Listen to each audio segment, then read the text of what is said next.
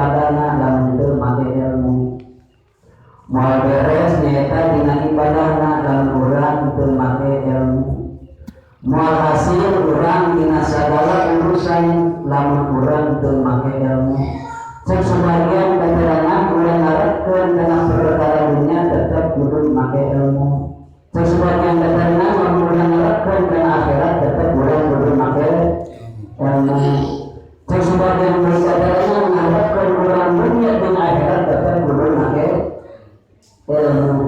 Bening naha urang bilemana urang diparentah ku Gusti Allah bakal jalmaan tolabul ilmi bakal diangkat derajatna ku Gusti Allah kunana ngelakunan ku ilmu. Dan sakedik jalma sukses ku ilmu nangan teu sakedik jalma teu sukses ku ilmu.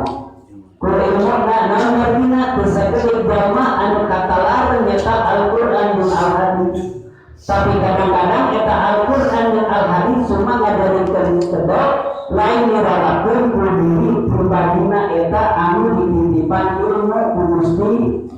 Bahkan seueur eta jalma anu paralinter, tapi kadang-kadang saeueut bahasa urang Sunda mah pinterna tabalinter. Taurat teu itu. Nah insyaallah ibu dina saat anu ayeuna moal banyak